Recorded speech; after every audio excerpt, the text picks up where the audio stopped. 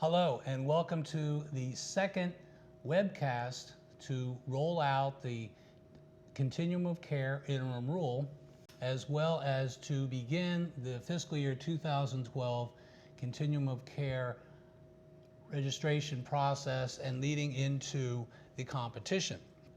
I am Brian Fitzmaurice. I am the Director of the Community Assistance Division in the Office of Special Needs Assistance Programs, better known as SNAPS. And with me today, I have Lisa Kaufman, who is one of our SNAPS specialists to assist me through this presentation. I hope that you have had the opportunity to view the first webcast that was presented by Ann Oliva, who is our SNAPS Director, and Laura Rout, who is our SNAPS Deputy Director. They started this series with a more high-level general overview of the interim rule that was just released for the Continuum of Care program, and to give you a high-level idea of how we're going to roll out the information for you in a series of 4 webcasts, this being the second. Also, I want to let you know that in this webcast we will go into a little bit more detail, and we will focus on eligible program components and the Grant Inventory Worksheet process. We will not go into a lot of detail because we will be rolling out a lot of technical assistance tools that will be available to you as we roll out certain portions of the competition. And as always, this information will be available to you, the CoCs and the grantees, and HUD personnel as well on our HUD HRE.info site, which we will be mentioning a lot today. So let's move on. The areas that we'll be covering today in this webcast are, as it says on the screen, defining eligible renewals, eligible components in the programs, eligible costs for renewal projects, and more detailed guidance on the Grant Inventory Worksheet, the GIW, which you are familiar with if you've been with our process for the past couple years. Okay, let's start with defining eligible renewals. Since 2012 is the first year under the amended CoC program, all renewals this year will be for expiring SHP and Shelter Plus Care grants that are expiring in calendar year 2013. That is from the period of January 1st, 2013 through December 31st, 2013. It is very critical that CoCs consult with their grantees and accurately include all expiring grants on the GIW that need to be renewed this year. Funding, as you know, is tight. And to ensure that we know what our renewal need is, we must have a complete and accurate submission on the Grant Inventory Worksheet. This will allow us to determine to what extent funds that are remaining can be awarded to new projects and other items that are eligible in the Act and in the rule. I will hand it over to Lisa now to just give an overview of what we will cover later on in the presentation on the GIW process. Lisa. Thank you. So we are going to mention to you all the comparison between the fiscal year 2011 GIW that you received last year and what you received for this year. So the fiscal year 2011 GIW, CoCs received 2. You received 1 GIW that was only for your supportive housing program projects, and then you received another one for the Shelter Plus Care program projects. The GIWs in fiscal year 2011 were a supplement to the competition. For this year, however, for fiscal year 2012, CoCs will only receive 1 GIW, and this must include all eligible renewing SHP and Shelter Plus Care projects.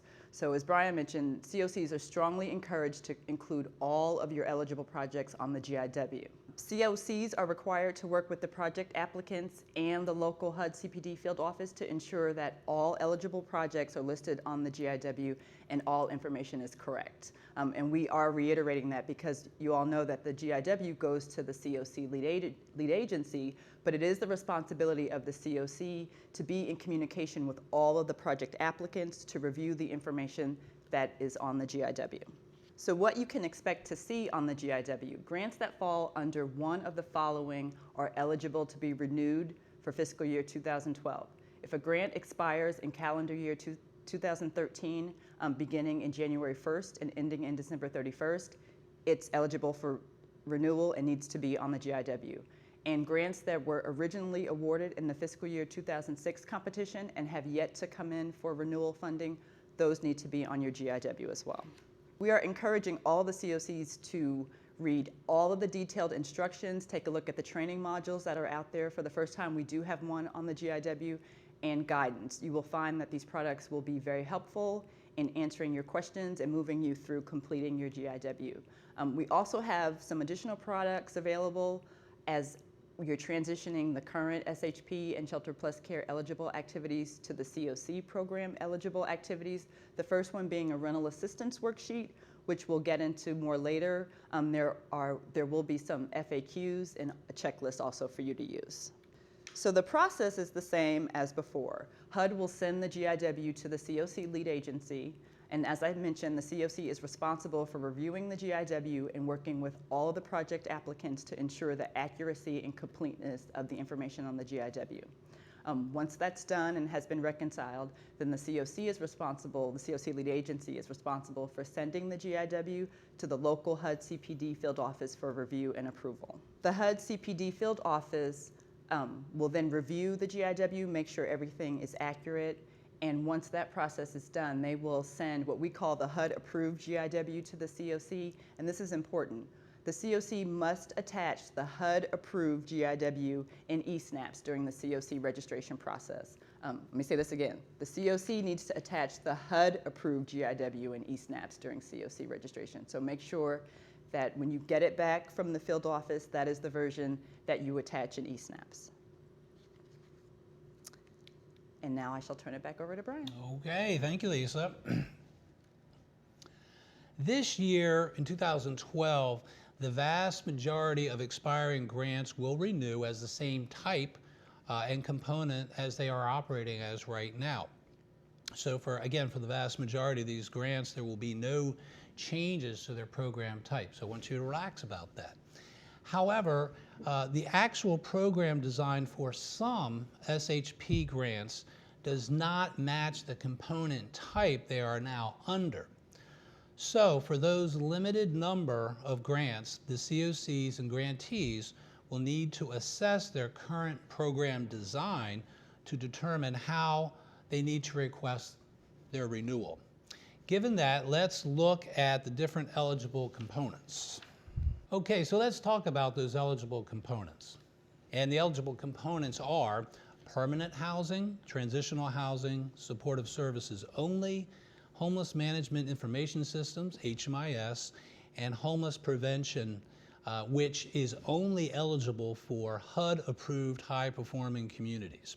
This year, due to the lack of data for the first year under the amended CoC program and budget constraints, HUD does not expect to implement high-performing communities in 2012. Therefore, the prevention component would not be available this year. So let's look at each of these components in a little bit more detail. First, permanent housing. Permanent housing under the CoC program is defined differently than it has been under SHP and the Shelter Plus Care programs.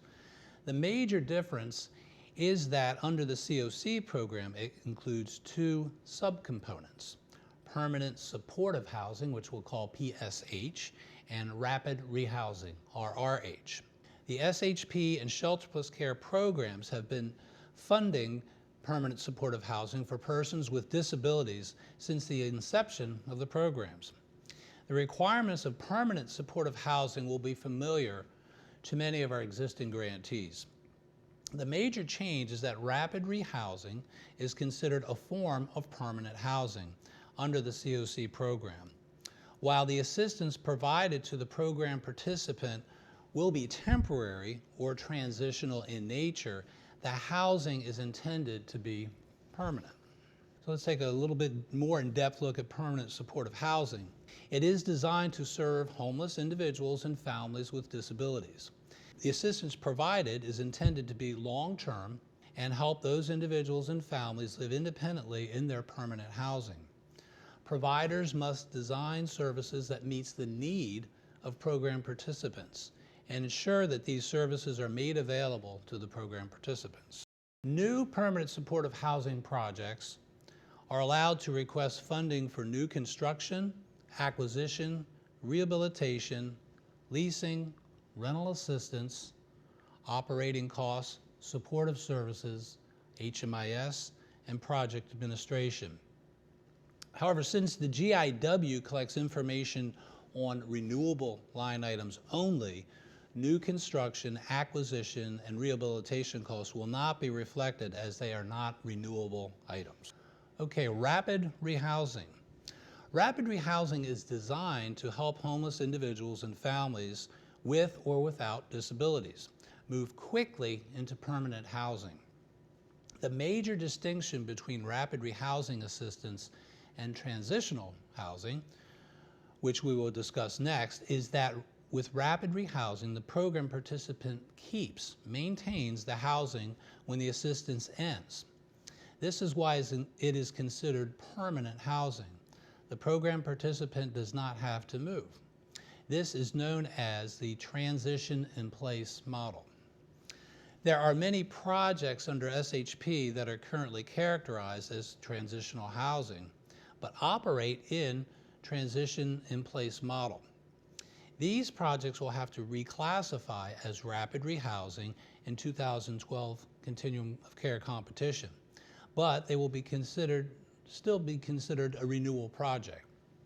More detailed information about what to document on the GIW will be discussed later in the presentation.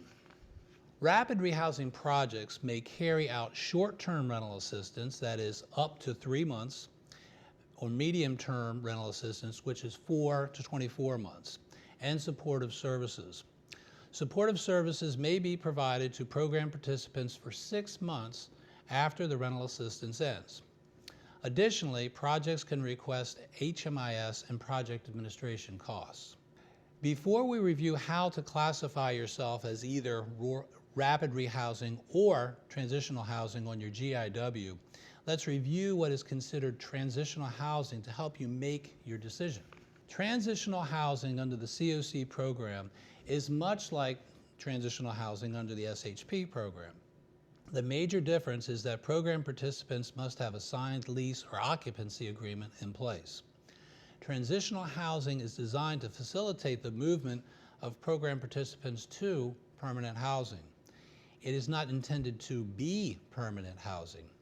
Program participants must move at the end of the housing assistance. However, supportive services can be provided for up to 6 months after the end of the housing assistance. New transitional housing projects are allowed to request funding for new construction, acquisition, rehabilitation, leasing, rental assistance, operating costs, supportive services, HMIS, and project administration. Again, since the GIW collects information on renewable line items only, those capital costs being new construction, acquisition, and rehabilitation costs will not be reflected as they are not renewable items.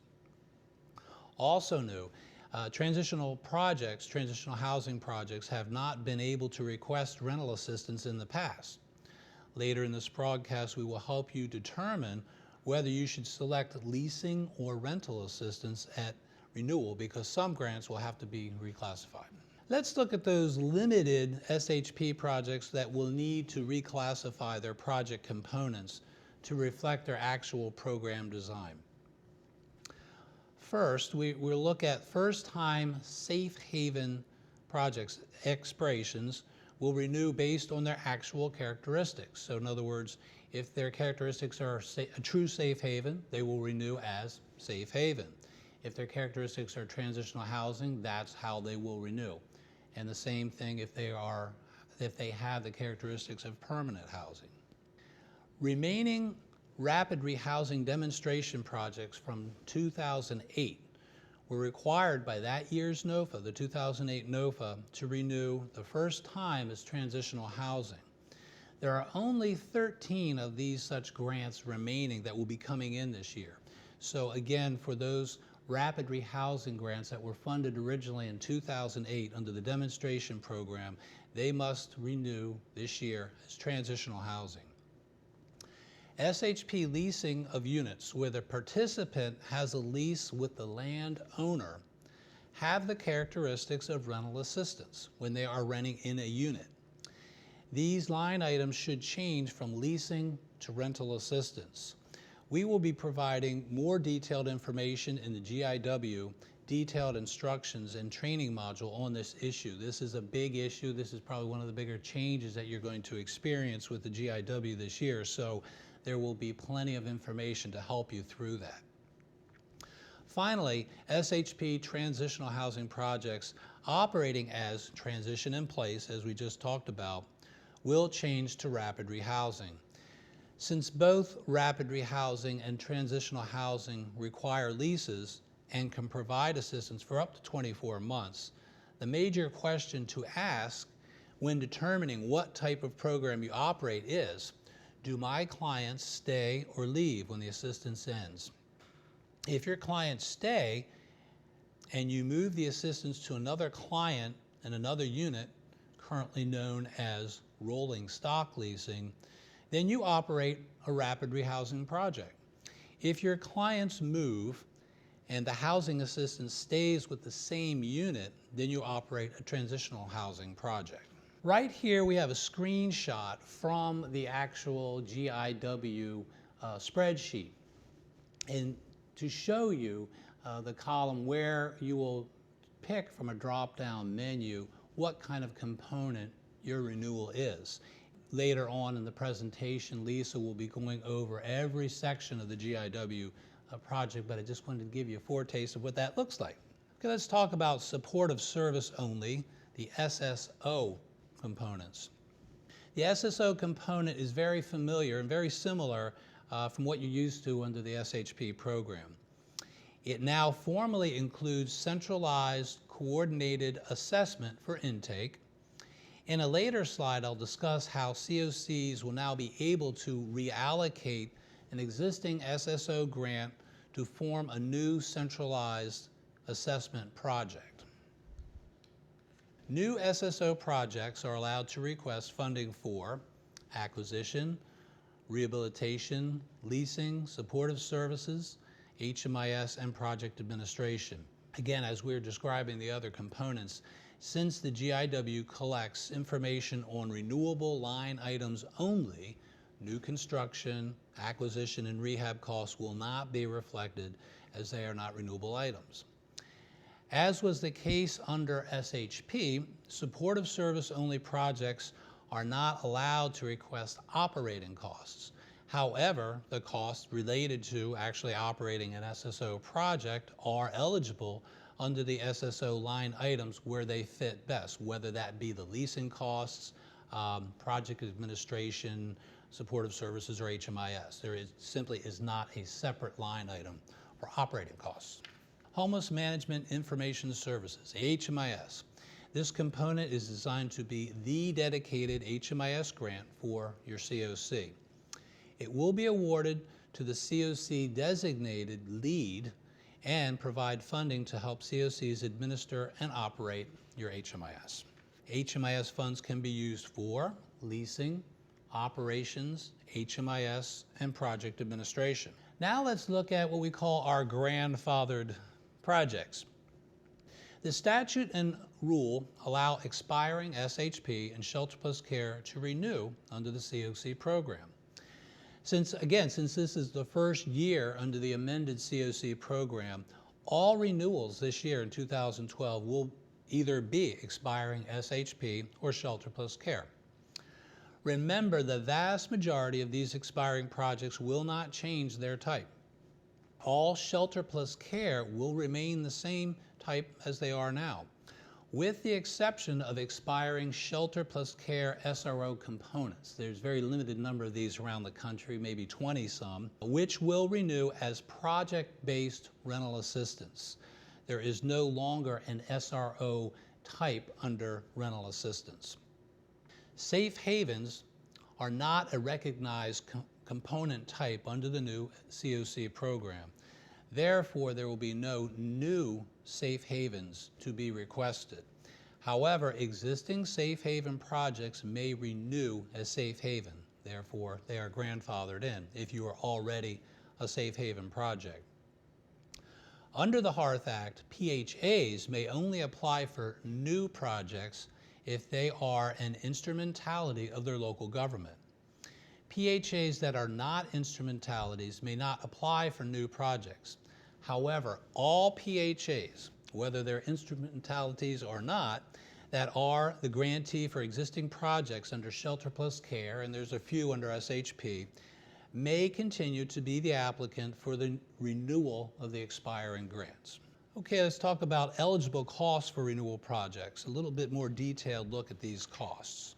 The 6 types of eligible costs that you will be able to request under renewals are leasing, rental assistance, supportive services, operating costs, HMIS, and project administration. Here's a closer look at leasing versus rental assistance. Leasing is for structures or portions of structures. The recipient or subrecipient may charge occupancy fees, but may not charge program fees. Note that rental assistance may be for short, medium, or long term. Rental assistance. Rental assistance is administered by the state, unit of local government, or the PHA. The grant amount is based on the number and size of the units with the FMR. Units may be held for participants spending less than 90 days in a publicly funded institution, and participants must have a lease with the landowner. Supportive services. Under the amended CoC program, only supportive services included on the list of eligible services may be funded. So we kind of take the guesswork out of it. If they're listed on this list, they're eligible. If they're not, they're not. Previously, it was not as well defined, so we hope this will take some of the confusion out. Back to centralized and coordinated assessment. This is a process designed to coordinate program participant intake, assessment, and provision of referrals. A centralized or coordinated assessment system covers the geographic area, is easily accessed by individuals and families seeking housing or services, is well advertised, and includes a comprehensive and standardized assessment tool. Not surprisingly, we encourage you to pursue this. As noted in this slide, in 2012, a CoC may reallocate one or more existing SSO projects to create one new SSO dedicated to the creation of a centralized intake system if one does not yet exist in this geographic area. Also note that the rule now requires formation of a centralized coordinated assessment system in conjunction and coordination with your local ESG program. So as we move forward, this won't be an option. This is something that local CoCs will need to move toward, and for good reason, because they're effective and they work. Funds may not be used for rental assistance and operating costs in the same project. Funds may not be used for the operating costs of emergency shelters and SSO facilities, or for the maintenance and repair of housing where these costs are included in the lease. Operating funds cannot be used for mortgage payments. HMIS. Recipients or subrecipients may use the funds to pay for costs of contributing data to the HMIS system and for a comparable database. And as you can see on the slide, the various list of eligible items. The HMIS leads may use funds to pay for the cost of hosting and maintaining the HMS software, for other various costs to maintain the system. Now let's talk about administrative costs. The Hearth Act and the interim rule allow up to 10% for project administration costs at the project level. However, due to budget constraints this year, the amount for project administration will be up to 7%. Expiring SHP projects will be allowed to will get a bump of 2% more than what they are currently receiving for administration. So for example, if the SHP grant is now at the maximum 5% for administration, it may request an additional 2% to bring it up to 7%. If they have less than the maximum 5%, they simply add 2% more to what they have. For example, if they have 3% now for admin, they can go up to 5%, or if they have no administrative costs now, they can request 2%. This must be distinguished from expiring shelter plus care projects who do not now have a separate administrative cost line item. All expiring shelter plus care projects, when they renew, are allowed to request the full 7% for admin costs. This will be covered in more detail in the GIW detailed instructions and the GIW training module. This year we will have a training module for GIW since there are a lot of changes that you have to be aware of. And with that, I am now ready to hand it back over to Lisa, who will go into more detail in the GIW process. All right, Brian, thank you. So the Grant Inventory Worksheet that you all received looks somewhat similar to the worksheet that you received last year, but it's set up in some new areas, so we want to highlight that for you. So the Grant Inventory Worksheet contains 5 sections and 2 subsections, and we will get into the detail on these now. As we mentioned before, in previous years, we would provide the CoC with 2 GIWs. You would receive 1 for your SHP projects and 1 for Shelter Plus Care. However, under Hearth, CoCs will receive 1 GIW that will contain all of your projects. Leasing, rental assistance, HMIS, supportive services, and operating costs. So we'll go to the next slide. So here is a screenshot of what you will see on your GIW. The top part is subsection 1, the bottom part is subsection 2, and then section 1 is the grantee and project information. So on subsection 1, that will be pre-populated with your field office name, the CoC number, and the CoC name. We have just some information for you in terms of your GIW. There will be fields that are pre-populated and that are not editable, which means that you do not need to make any changes to them. But if you notice that there's anything that is incorrect in those cells, please let your local HUD CPD field office know. And there will also be information on your GIW that is pre-populated, and you will have the ability to edit. And all of that information is detailed in the GIW workbook instructions that was transmitted with your Grant Inventory Worksheet, so you'll be able to see which cells have that designation.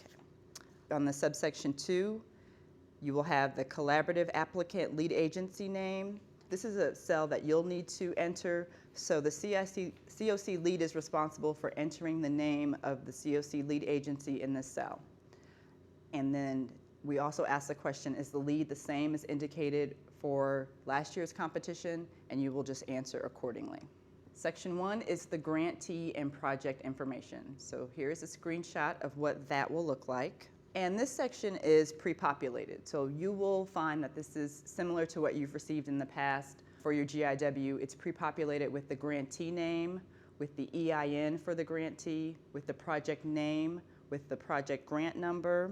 It's pre-populated with the grant term in years, the effective date, operating start date, expiration date, and the legacy homeless assistance grant program type. And we also provide some comments. So if there's any information that you need to provide to your HUD TPD field office, you can fill that information in the comments. So let's move on to section 2, subsection 2.1. And you will find here, these are the fiscal year 2011 or your current grant. These are all the budget line items that were assigned to your grant. The acquisition, rehabilitation, new construction, leasing, rental assistance, supportive services, operating costs, HMIS, and your admin costs. And the reason why the first 3 line items are starred on here is because they are not renewable. So you will see those dollar amounts pre-populated if you had them, but you need to know that moving forward, when you get to the section where you request the new information for your renewal grant, those line items are, of course, non-renewable. So that's why you will see that information starred. And then there are also two other columns in this subsection, which is the monthly renewal amount, which is not applicable for this year, and the total budget awarded will be a calculated field. So moving on to subsection 2.2, this is the current unit configuration on your grant. For those of you that had Shelter Plus Care projects, these are the former Shelter Plus Care units. This information will be pre-populated with the number and the type of units that were funded under your current grant or your most recent amended grant agreement. So you should see in this column, this will be pre-populated with whatever the universe of your current grant is now, the number of units and the existing number of bedrooms in your grant. So we are showing a screenshot of subsection 2.3. This is some questions that we're asking about your current grant characteristics, because this will help us later on as we review what you're requesting under the renewal section. So the first column is the current project component. To drop down, so you'll be able to select what the current project component is. And also for those of you that are transitioning from leasing to rental assistance, we ask you that as well. And as Brian mentioned, the difference between leasing and rental assistance was outlined earlier in the presentation. But the key to remember is who holds the lease. So if you have a project that is operating where the participants, the clients, are the leaseholders, then that is a rental assistance project. If there is a project where the grantee, the project sponsor, if they hold the lease with the landlord, with the landowner, that is a leasing project. And that is probably the easiest way to differentiate the two. We have, of course, some technical assistance materials around that, so you can really take a look at how your project is currently operating, because that's what we're trying to get at. This is not a chance to just transition your program from leasing to rental assistance. This is an opportunity to accurately reflect how your project is operating right now. So that is something to think about if you are going to make that designation. We also ask if this is a fiscal year 2006 grant. We ask if this project was ever extended and if this is a first-time renewal. And once again, if you check yes in any of these and you need to provide some additional comments, please feel free to do so in the column that is on the GIW. Okay, so we are now moving on to subsection 3, or section 3, which is the requested budget line items, BLI, and the units for the project that you are renewing under fiscal year 2012. The first part, subsection 3.1, will be the requested BLI amounts and your unit configuration. So we will walk through that. So this part of the GIW is required to be completed by the CoC in conjunction with all of the applicable projects. So the first thing that you'll need to do is you'll need to indicate the HEARTH program type for this project, whether or not it's a leasing project, a rental assistance project, supportive services, operating costs, or HMIS. So you will indicate the appropriate HEARTH program type. Then you will indicate the number and unit designation for the units under this. And when we say unit designation, we're talking about bedroom size. So you will let us know the number of units that you are renewing and then the specific bedroom size, 0, 1, whatever is applicable. You will provide that information. There's a rental assistance worksheet that I will talk about in a second, but it's a tool to help those projects that are transitioning from leasing to rental assistance. It's a tool to help you figure out the amount that you need to put in on your GIW. The administrative costs requested, you will enter in how much you're requesting based on the guidance that Brian provided earlier. And then there's a column that is already pre-populated. This is the maximum amount of admin costs that is allowed. And this is important to know. You are allowed to request under the maximum. You, of course, cannot request over. So your admin request cannot exceed what's already populated in the maximum administrative costs allowed. Some projects may choose to request lower, and you can do that, but you can't request more.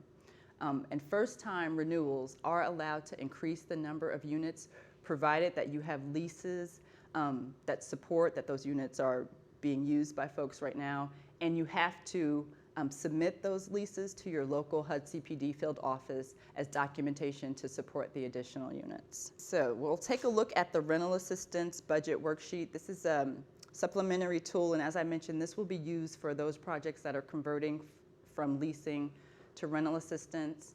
And what you'll do is you will fill in the information accordingly. You will fill in the FMR for your jurisdiction, and there is in the instructions, there's a link that will take you right to the page on HUD's website where you can download the applicable FMR for your geographic area, and that will plug in. And then you need to determine what your universe is for this project. You know, what are the number of units that you currently have at 1 bedroom, 2 bedrooms? You know, how many clients do you have in those units? So the FMR will plug in this example, you will see that it's the FMR is $500 a month. There are 7 SRO units, so the total budget for this project will be $42,000. And like I said, this is a tool, so it's not dynamic. It won't automatically update your GIW. You are responsible for taking that $42,000 amount and writing it in or entering it into the rental assistance line for your project. Okay, so we are moving on to subsection 3.2.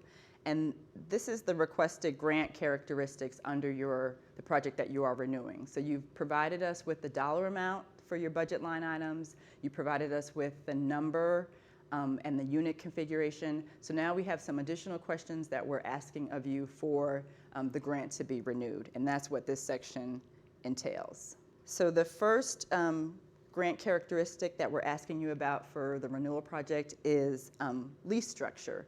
Is this project leasing a structure to deliver supportive services? There's a drop down, so you will select yes or no.